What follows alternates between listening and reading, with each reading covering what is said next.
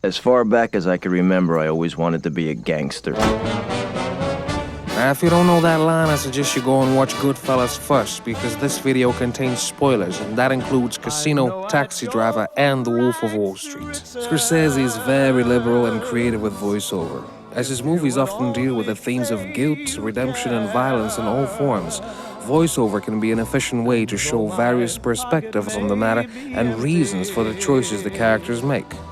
For that, he uses 1, 2, sometimes 3 voiceover narrators, and still manages not to cross the fine line of being overbearing.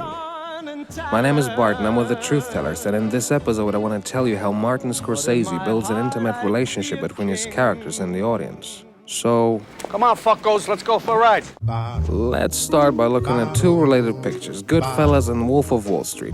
Both films are based on autobiographies, and voiceover helps the adapted film stay true to the book and brings out the protagonist's perspective. What really was important was the nature of the relationship between the main character and the audience. And that's the experiment with voiceover. Now, right from the character introduction scene, which follow the same pattern, I always wanted to be a gangster.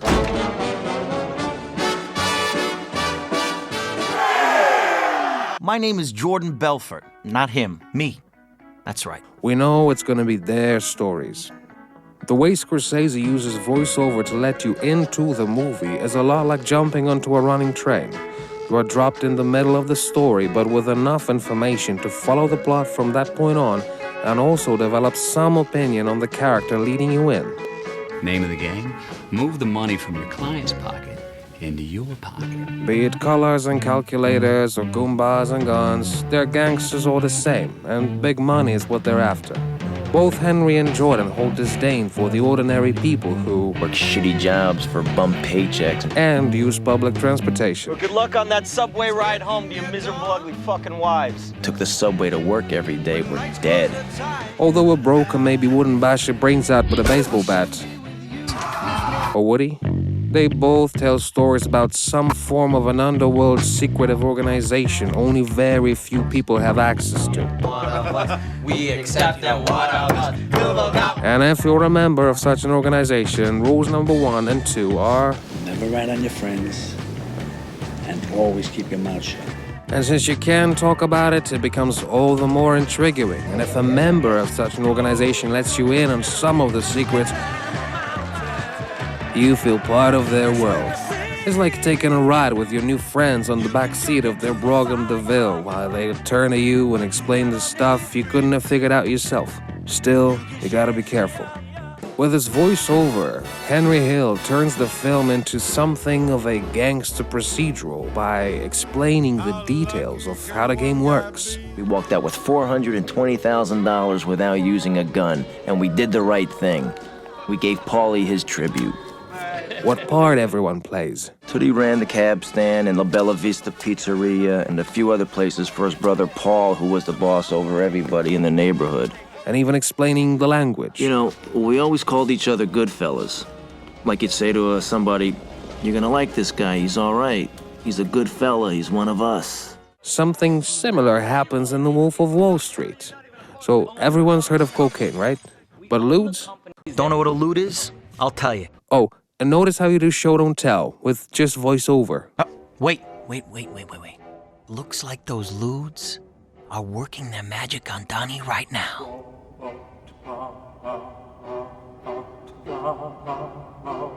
Jordan's narration is witty. These little bastards were so strong, I discovered a whole new phase. The cerebral palsy phase. And very understanding at the same time. The initial sales price, then sold those shares right back to our friends.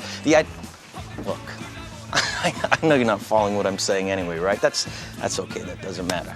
And while we're at it, this is the fourth wall being broken and amalgamating with voiceover. Pretty much what Henry does in the Goodfellas finale. When I was broke, I would go out and rob some more. We ran everything. Scorsese loves to play with the time of the events and the narrator's reference point.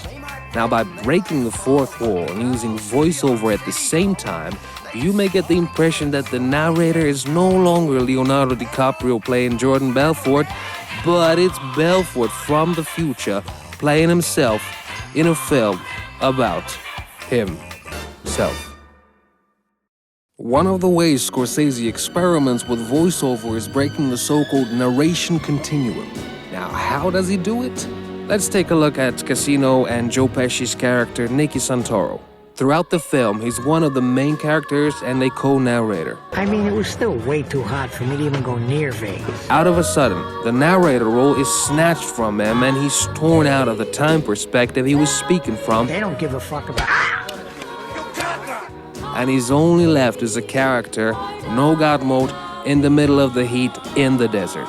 There's no way a viewer can figure out what was going to happen. It's a very subtle trick, risky all the same, but a way to keep your audience surprised. Question: is it difficult to get whacked? Not really, actually it's faster than you can say blueberry pie. But how to show how easy it is? Mr. Scorsese has a way. All throughout these 3 scenes, now Henry leads you to believe that Tommy is being made. Jimmy was so excited you'd think he was being made. To become a member of a crew, you've got to be 100% Italian so they can trace all your relatives back to the old country. See, it's the highest honor they can give you. It means you belong to a family and a crew. It means that nobody can fuck around with you. It also means you could fuck around with anybody just as long as they aren't also a member. But then, boom. No one saw that one coming. Now, even though you'd like to, you can't rely on everything the narrator tells you. They only seem omniscient, but it's their story, so some facts may get blurry after a while. Now, this scene in Goodfellas is particularly confusing. Long story short, Jimmy decides to whack Maury because he's busting his balls over his cut from the Lufthansa heist. Now, Jimmy asks Henry to set Maury up for him, but Henry doesn't want him to get killed. Suddenly, Jimmy seems to have a change of heart and says, Forget about tonight. Forget about tonight. Which Henry comments on, it was like a load off my mind. And then, poor bastard. Never knew how close he'd come to getting killed. Even if I told him, he would have never believed me. But later that same night... Alright, let's analyze this.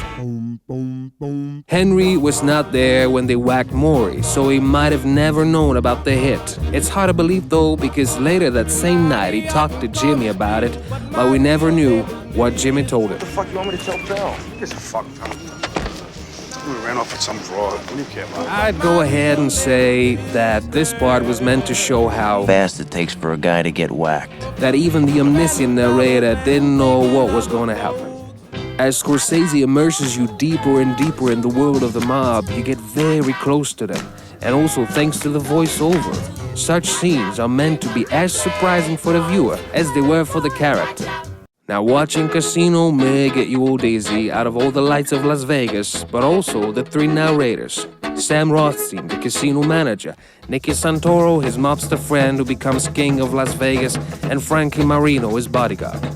Now, all 3 spin their narrative web and show you the events from 3 different angles, which gives the film an enormously gutsy structure and like a factual, documentary-like quality.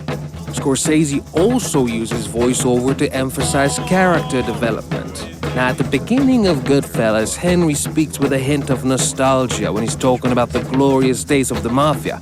But towards the end, he becomes entangled in various businesses, from selling guns to pushing cocaine. He becomes paranoid from all the stress and drugs. Now, to reflect this, Scorsese shows us the famous May 11 in Henry's life with a clock counter as we see him adjust his plan according to the ever-new appearing developments. The abrupt cuts, the quick camera movements, and the voiceover reasoning reflect what it's like to be coked up for days. Now, what do we know about Travis Bickle? We know he's a war veteran. Marines. Not a very social type, often takes things literally. And since he can't sleep at night, he decides to drive a cab. Anytime, anywhere. Already a good story, but it's just the overlayer. New York's filthy underbelly is reflected by Travis's diary, whose content defines the actual core of the film. It allows you inside Travis's mind, well, at least a little. Already the first entry is the rifle on the wall. May 10th. Thank God for the rain, which has helped wash away the garbage and the trash off the sidewalks. Rain, washing, and cleaning become symbols and recurrent themes in Travis's memoir and throughout the film. But there is this famous line that marks the onset of Travis's way down the spiral of his obsession. They cannot touch her. Robert De Niro does a great voiceover job here. He talks a little bit indistinctly, possibly to reflect the pills and sleeplessness effects on Travis. Goodfellas left us with such gems as the one-shot mob introduction scene and the likes of Jimmy Two Times, who got that nickname because he said everything twice, like... I'm gonna go get the papers. And honestly, who, after watching Goodfellas, never tried slicing garlic like Paulie? From omniscient to protagonist to an ensemble, sometimes misleading, sometimes changing roles, Martin Scorsese's use of the different forms of voiceover narration is remarkable for the way it leads the story without overloading it, but always adding a different touch. Now let's hear it from the writer of Goodfellas, Nicholas Pileggi. Voiceover, I think, is the key to that movie. Marty said, when he slams the car trunk down and he's looking out, I'm going to freeze frame, and then, as far back as I can remember, I wanted to be a gangster. It's very unusual to have a voiceover on a dead screen, except for the guy's face. But it works. A lot of movies go to voiceover almost as a crutch after the fact. Voiceover doesn't work unless you have really great voices over, with the nuance and flavor of the character. I would talk to Henry Hill all the time when we were writing the movie, and all that dialogue is almost verbatim stuff. That was Jeff, one of the truth tellers, and a friend of mine.